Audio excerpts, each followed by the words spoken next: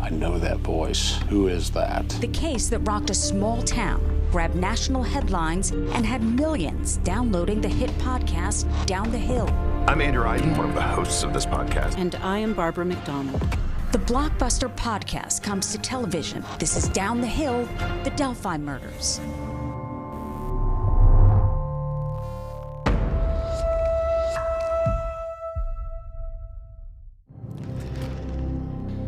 In February of 2017, two teenage girls, Abigail Williams and Liberty German, were savagely murdered.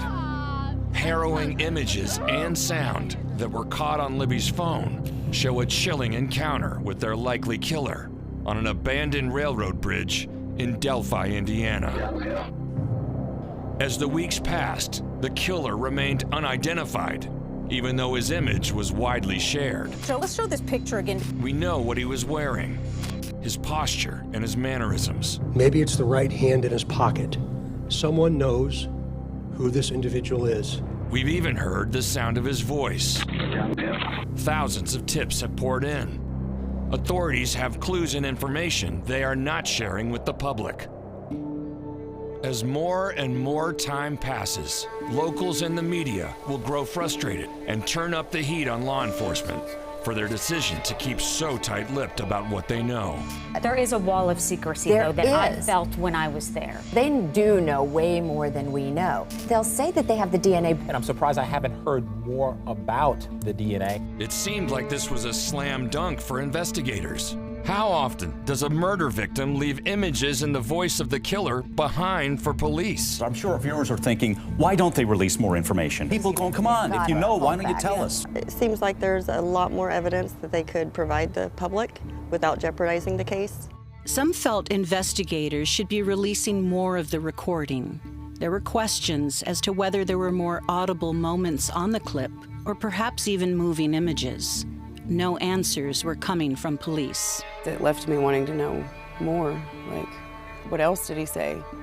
There has to be more audio. Would you want to see that video? Absolutely. Not that I want to, but it's more of I feel like a necessity. I asked Carroll County Sheriff Tobe Lesenby, how long is the recording? Can you comment? I really don't want to comment. And the video evidence wasn't the only detail of the case that police were keeping sealed. What about cause of death? That's another piece of the bigger picture that we want to keep a hold of for now. It seemed like police were keeping mum on nearly every aspect of the evidence they had collected, leaving some to wonder if they had much evidence at all. Is it fair to say there is a lot of physical evidence in this case? I'm going to say there's a lot of evidence. I know there was at least 4 different crime scene technicians working that, and they worked it for almost 4 full days. So the lack of information given to the public was a conscious choice by investigators. But why would they do that? Jeff Reinick, former FBI special agent specializing in crimes against children, gave us some insight. Well, in my opinion, the person who is in charge of the investigation is constantly walking a tightrope between wanting to reveal information and get help from people that might have information and not wanting to reveal information that only the offender will know that he did. And it's critically important to keep those things confidential. And by doing that, when they do have a suspect, and if the suspect begins to talk, knowing those confidential things would be a way of determining if the suspect is the actual suspect. And in this case, the investigators were working hard behind closed doors.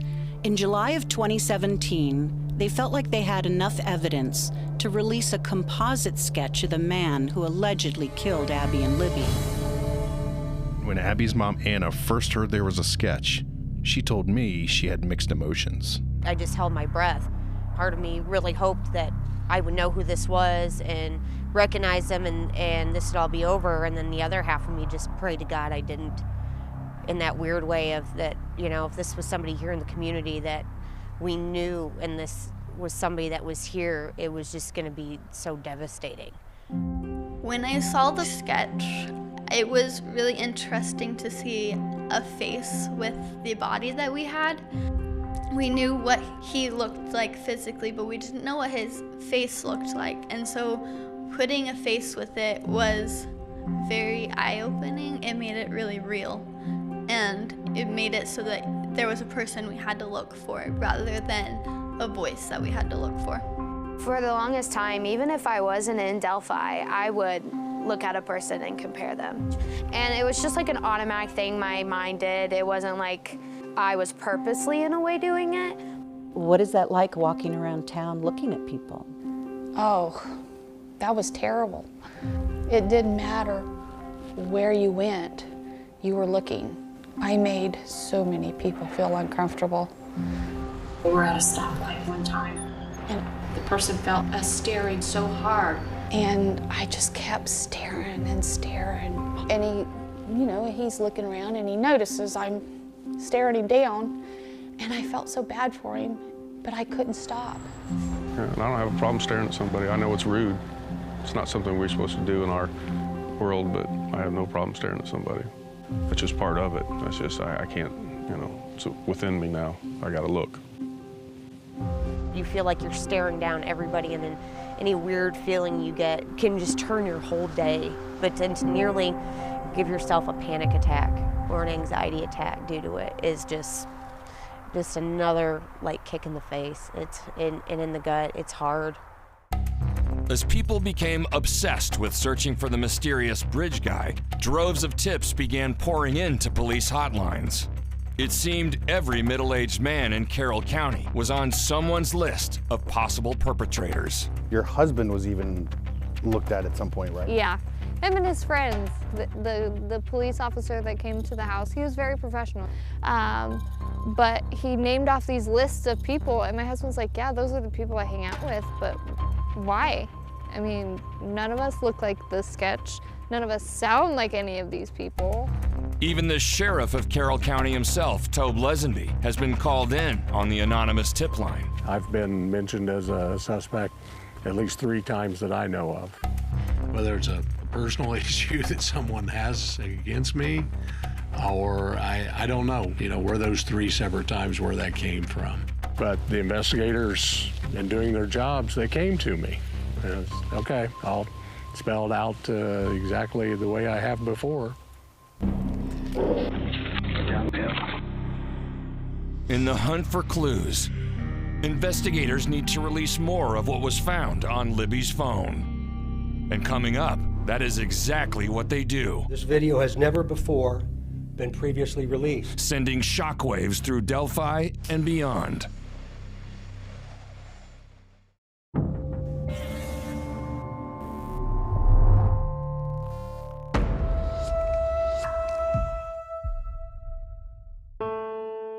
She was trying to teach herself to play the keyboard, and she would sit down with the music, and our youngest daughter was playing her guitar, and they would try to play songs that they'd sung at church together. And the last song I can remember her playing, though, is Beauty and the Beast, the theme song from Beauty and the Beast. She was trying to play that. In the months that followed the release of the sketch, and while many in the community had become obsessed with matching the face of the killer to males in the Delphi area, Libby's grandparents, Becky and Mike Patty, chose to engage in a massive and tireless campaign to get the image in front of as many eyes as they could, beyond the streets and farms of Carroll County. Sent flyers, mailing those things out all over the United States, getting teams of people to put them up at campgrounds and different places. We sent them to every sheriff's station in the United States. Get it out there. That's what we were trying to do. But despite the massive exposure the sketch was getting, both through media and grassroots campaigns, months turned to years. Hope again began to disappear. I just remember over and over and over, hoping and then just nothing. But in April 2019, that was all about to change. State investigators said that the case was moving in a new direction and announced an upcoming press conference to be held at the Wabash and Erie Canal Conference and Interpretive Center in Delphi. The press conference was publicized vigorously. It was different from any other press conference for a crime like this that I had covered before, because they did invite the public. They made a big deal about inviting the public, and they wanted as many people here as possible. It definitely felt big. Once we got in, we had to sign our name, address, or at least location, city, and why we're there. So that was an interesting part of the process. You don't normally sign in to something like that unless you're there for the president. But they definitely were taking everyone's name. Once you were in the room, you know, there was an excitement. Susan Hendricks was covering the event live for HLN. We just don't know exactly what's going to be said here. Is this good news? Is this that they have someone in custody? I will tell you, Indiana State Police is guarding that easel behind me, so we're wondering if they're going to unveil something underneath that that's of significance. People felt something big is about to happen, and people were hoping that it was going to be something positive. Information being released today is the result of literally thousands and thousands of hours of extraordinary investigative efforts. The minute he began speaking, you knew this was serious. After you hear what we're going to release today, I'm going to ask for your continued support. And the next 10 minutes were definitely going to cause a stir. Superintendent Carter released 2 new significant pieces of evidence. We are releasing additional portions of the audio recording from that day. Please keep in mind, the person talking is one person and is the person on the bridge with the girls. Investigators released one more word, guys, which we now hear before the suspect says, down the hill. Carter does not clarify if that's exactly when the new word guys was spoken, or if it happened at a different place in the recording. And he said, I want you to keep in mind that it's not 2 people speaking on this recording, it's just one. We are also releasing video recovered from Libby's phone. This video has never before been previously released. The video shows a suspect walking on the bridge. Watch the person's mannerisms as they walk. Do you recognize the mannerisms as being someone that you might know? Remember, he is walking on the former railroad bridge. Because of the deteriorated condition of the bridge, the suspect is not walking naturally due to the spacing between the ties. Doug Carter said, you know, when you look at the video, you almost don't even look at the face and the head. You look at the body, look at the gait, the way they walk, because we tend to know, you know, friends, family that's close to us, you know, if you cover their face and show them walking, you would still recognize them. And after these 2 huge reveals, the presser is just getting started. What Doug Carter announces next will turn the investigation on its head. It was like a punch in the gut, you know? It was like, are you kidding me?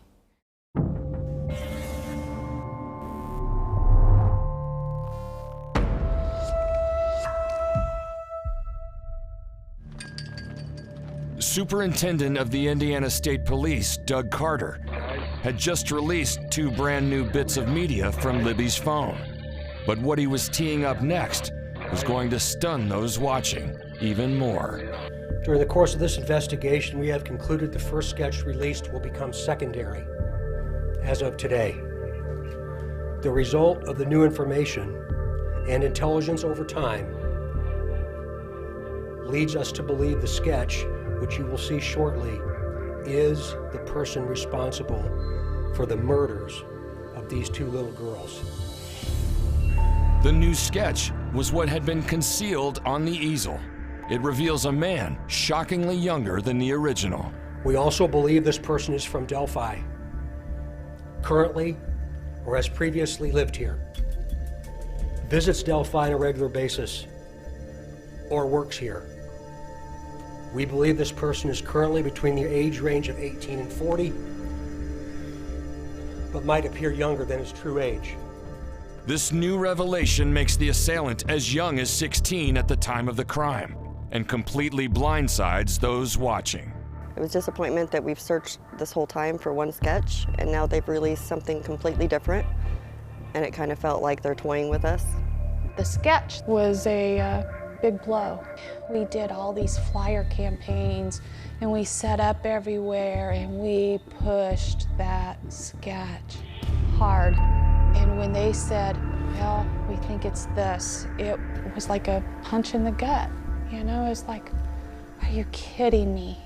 As those in the room stood dumbfounded by the new direction that this investigation was taking, Carter said something even more alarming. Directly to the killer, who may be in this room. We believe you are hiding in plain sight. I'm shaking right now after hearing that. He could be here.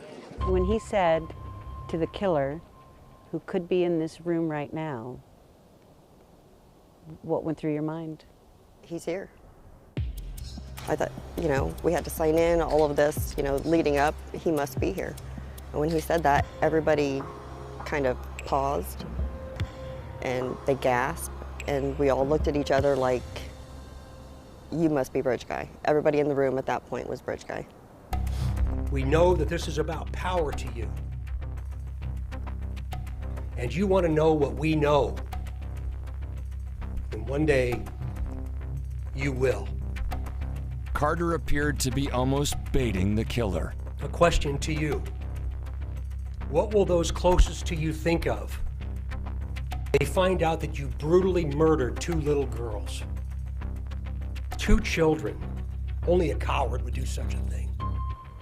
Clearly you would think Doug Carter's intention in doing that is strategic.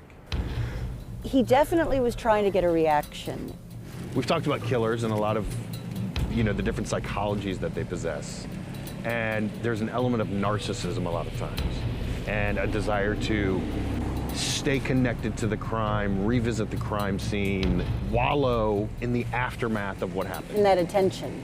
Do you think that was part of the reason for, you know, their direct appeal to him in that room? They gave this guy every opportunity to get there. If he was going to be there, he had every opportunity to be there. It was a, you know, holiday weekend. Easter was just the day before, and we kind of wondered, was that timing significant? He might very well have been there, or perhaps watching it online. We are confident that you have told someone what you have done. Or at the very least, they know, because of how different you are since the murders to the murderer. I believe you have just a little bit of a conscience left.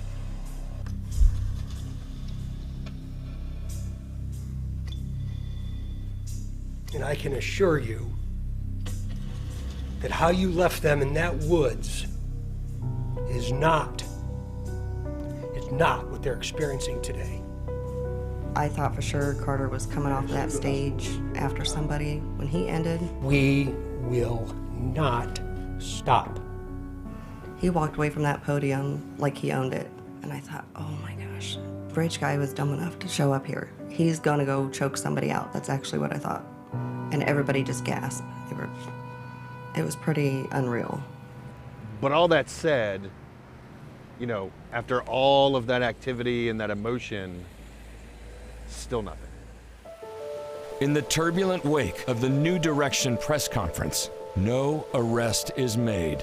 But the people of Delphi are forced to wrap their heads around the brand new sketch. Everybody's trying to figure any reason that this is now going to be a younger sketch. Was somebody else out there? Did they see something different? I mean, all this together just felt like it completely was back to square one.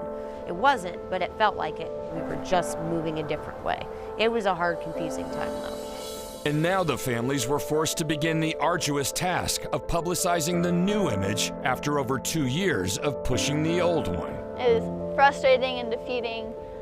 I don't know, it just never came back. We're still working on it, but it's still hard to kind of get that push that we used to have. And with investigators publicizing the younger image, a whole new wave of suspicion and finger-pointing begins. It seemed to go right back to the initial paranoia of when everything first happened back in February of 2017. And now, people weren't just looking for a middle-aged man. They were looking for men and boys in high school and college. A lot of people who I'd went to school with were getting looked at, and that really upset them a lot. Even some of my friends were getting turned in, and they were saying, "Cause I promise this wasn't me, I didn't do this." Because they were worried that because they got turned in, I would think badly of them, I'm assuming. But I don't. I'm glad that they got turned in and were looked into. I love my friends, but I would turn them in if I thought they did it. And just ahead, despite the vastly different sketch, Becky Patty sees something on the internet that gives her hope that the investigation is still on track. And a breakthrough revelation by police. There were some fingerprints collected. Do you know if those fingerprints belong to the killer?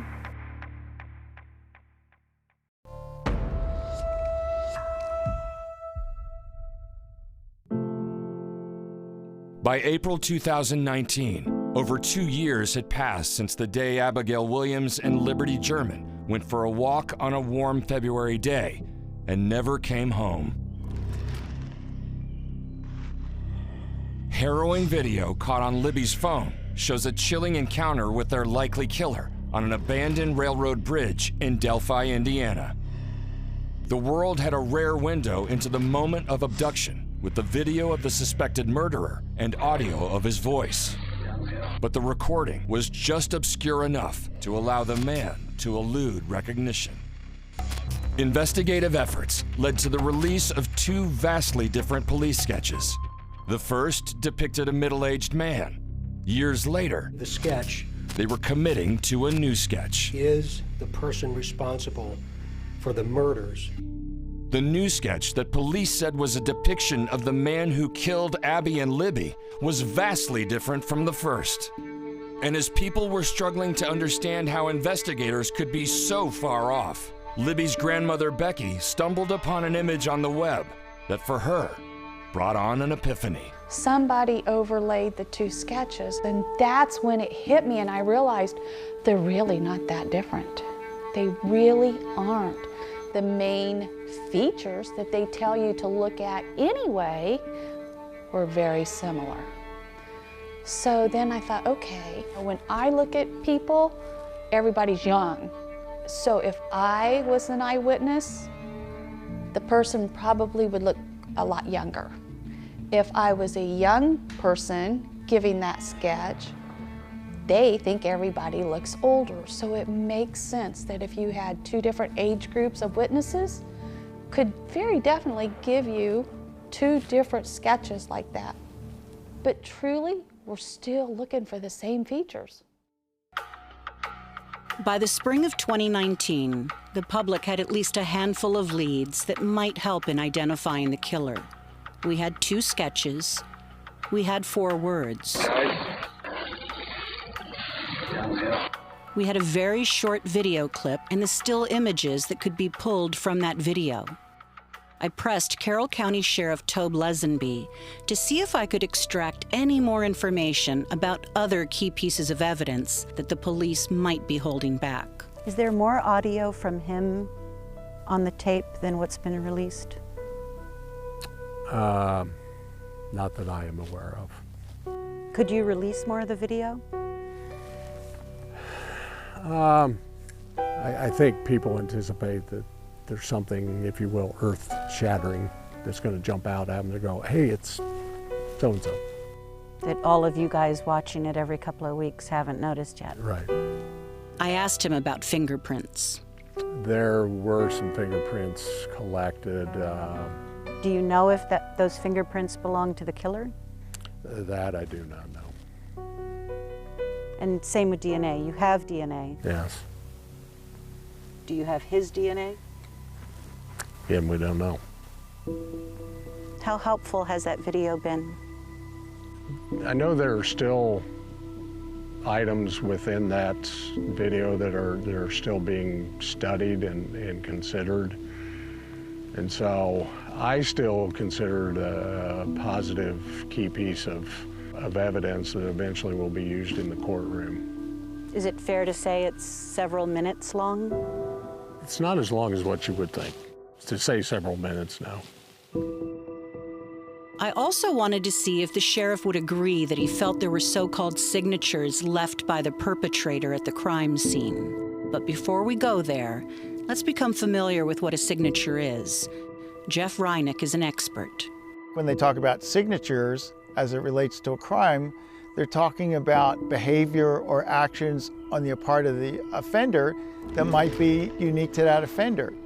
I think signatures are very important. The FBI has a database called the Violent Crime Apprehension Program, and it invites local law enforcement to enter their violent cases in there with the intent that local law enforcement would have the opportunity to recognize similar behavior from an offender, let's say across state lines or even across the country. And so when you talk about signatures, that tells me that this offender engaged in behavior that was noteworthy by the investigators or by the crime scene investigators.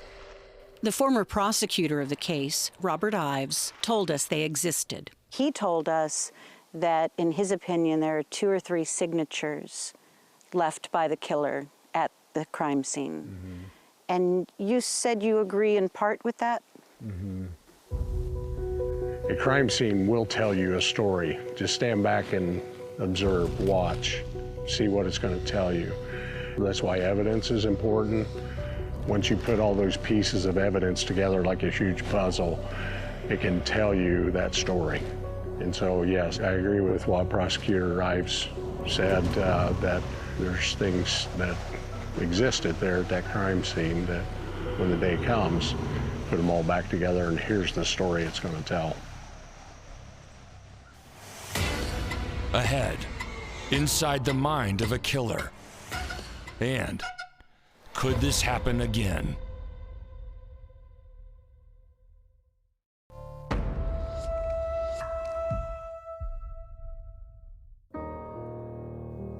There is certainly a possibility that the person who murdered Abby and Liberty is still walking the streets, perhaps even the streets of Delphi. We may not know what he looks like, but we wanted to see if we can get a better understanding of the person he is. We contacted Mary Ellen O'Toole, who used to work for the FBI's behavioral analysis team. And though these thoughts are all conjecture, they are born of years of case experience. This person, based on the way that he walked and the way that he sounded, he seems pretty relaxed. It doesn't seem angry or seem in a rush, and I think that goes to his personality. When an offender commits a crime outdoors, they can't control everything. They can't control who might have seen them, who ran back into the woods. They can't control who saw their car. So it's very high risk for the offender to kill someone outside. So that tells me this is an offender who's very tolerant of high risk. And when you look at a crime like this, where there's predatory behavior involved, and predatory behavior means hunting behavior, hunting for victims, that suggests to me that one of the motives, and maybe the primary motive, was sexual in nature. But of course, we have to keep in mind always that crimes have multiple motivations for them. Thrill and excitement could have been another one. The power and control over 2 human beings, yet again another one. What's interesting as well is that motivations can change actually during the scene itself. So if victims react to the offender in a way that he did not anticipate, then his motivation may be different to, okay, now I have to overcome this victim. I have to take back control from this victim. But I would say right now, based on what I know about this crime, that sex would be a motivation. This person, he takes them to an area around in the woods by the water that really is very remote, which suggests some planning and thinking ahead of time. O'Toole seems to believe that this offender is a local who is familiar with the bridge. Sexually sadistic offenders are offenders who pick the location where the crime will occur, and then we'll pick victims of opportunities, so they're not known to the victims. The offender may have chosen the bridge because, in essence, it is a trap. Once you cross the bridge, you must come back across it, unless you flee through the woods. When you have someone who's psychopathic, if that's the case, they can do anything they want to their victims, and they feel themselves absolutely no remorse or guilt for what they do. When you have a case like this, or a case that, despite the tremendous effort on the part of the detectives and the law enforcement folks that have been working this, when someone is able to fly under the radar screen for an extended period of time, it's generally because they appear to be so normal and non-threatening.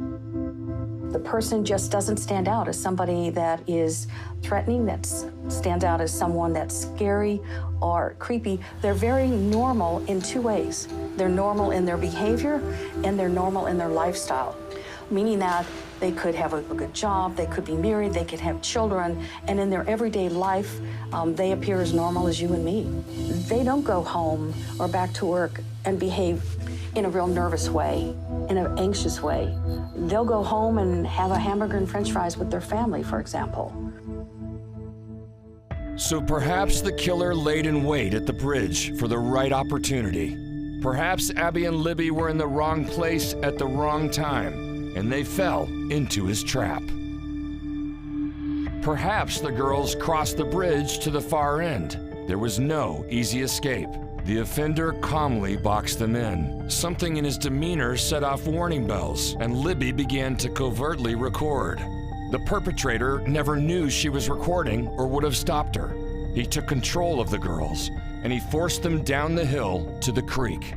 He murdered them and possibly escaped into the thick woods. No one saw him arrive or leave, despite the numerous people that were on the trails. So perhaps this was also the way he came. He melded back into society and moved on with his life, as though February 13th, 2017 was just another day.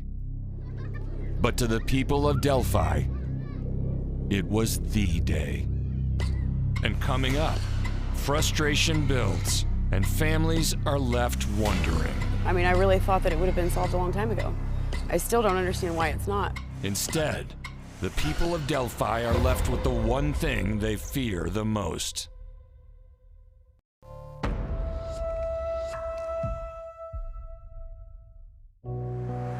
Until the day that Bridge Guy is brought to justice, there will always be a sense here in Delphi that he may be walking among them, somewhere, working, dining, living. Your biggest fear is that he's going to do this to somebody else. That always weighs heavy on us. The fact of the matter is he murdered once, a double murder, and he's still walking around free. Is he done? I don't know. I'm not going to answer that. I don't know. But I wouldn't take any more chances knowing what I know now, you know. Are you confident this case will be solved? I don't know anymore. I thought I was. I mean, I really thought that it would have been solved a long time ago. I still don't understand why it's not, but you know how important it is for the first 48 hours, and here we're talking about 48 months. So, I don't know. You know, in today's world, I can't understand why we don't have this guy arrested. We've got the audio of a guy. We got a video of the guy. You think mistakes were made? Absolutely. As with any case that goes unsolved, there is a good deal of criticism about how the case was handled by authorities. I don't know why there weren't dogs out there immediately. That bothers me. The police had a bloodhound unit coming in from Missouri to help search for the girls. But when the bodies were found, the dogs were turned back. The one thing we could have potentially maybe had the canines continue, and there could have been other things they could have played a role in, but like maybe tracking where he went? Right, yeah. So, you know, I'm human, and I make mistakes, and I'll continue to make them. And another thing that angers some observers The poster in front. is the handling of the evidence and the painfully slow trickle of images and sounds released by investigators. Watch the person's mannerisms as they walk. Some believe that releasing more earlier would have helped the public to identify the killer. They said for so long that they couldn't release any more of the pictures or video, but yet was able to release a small clip of the video. So it seems like they're holding back, and some things that they're holding back, they may not need to. There are days of frustration where I feel like marching myself down here and be like, okay guys, so what are we doing today? Like, what exactly are we doing today? But despite the frustration, there is still hope that police can and will make progress in the case. I know it weighs on them just as much as it weighs on us and in the community, because their kids live here, their grandkids live here, their families here. You can look on their faces and you can tell that this has affected them, and they are working. A lot of the watchers, I guess, of the case feel that the case is cold. Yeah. In our world, a cold case is one that you have nothing else to work on, basically. You've run out of avenues. The trail is went dry, so to say, and that's not the case. Carroll County Prosecutor Nick McClelland agrees. It's still a very open case, something that I work on every week, if not every day, and we have full-time investigators that work on it every day. We still have tips coming in, and we investigate those tips. We're still doing search warrants, still doing everything you would do in an active case. I hate waiting. I hate it. But if that's what it takes to get a sure conviction, then I'm willing to wait. Somebody out there knows something. Even if they just think it's a hunch, yeah, he kind of sounds like that, or he kind of looks like that, but you know, old Joe, he'd never do anything like that. Let the investigators figure it out. That's what they do. That's their job. There's somebody out there who it is, and when I see them, you know, I won't have to force the sketch. I won't have to force the picture. It's kind of like it just fits perfectly with who it is. There won't be any kind of, you'll just know. Yeah, I feel like I will. But until that moment happens, and as Delphi moves through the years in limbo, the murder weighs heavy on its residents. How is Delphi different today? People lock their doors.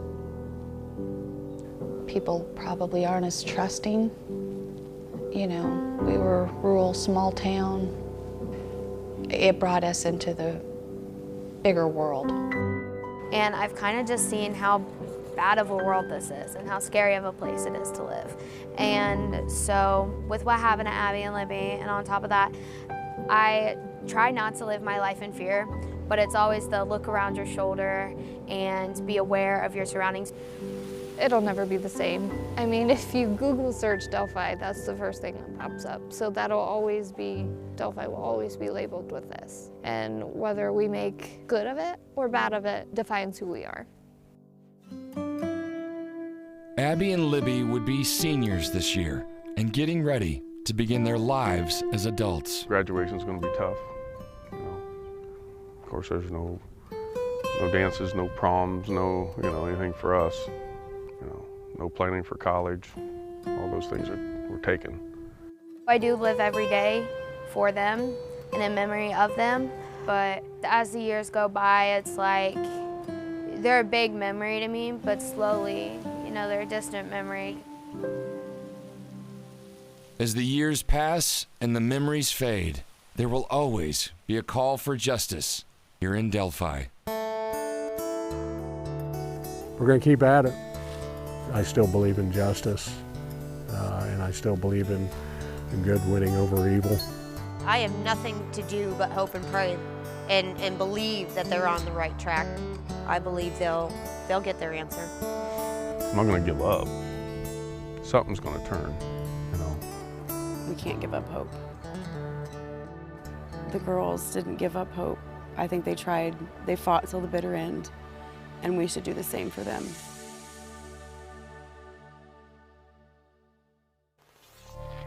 A reward is being offered for any information leading to the arrest. If you think you know this suspect or have a tip, please call 1-844-459-5786 or email the Carroll County Sheriff's Office.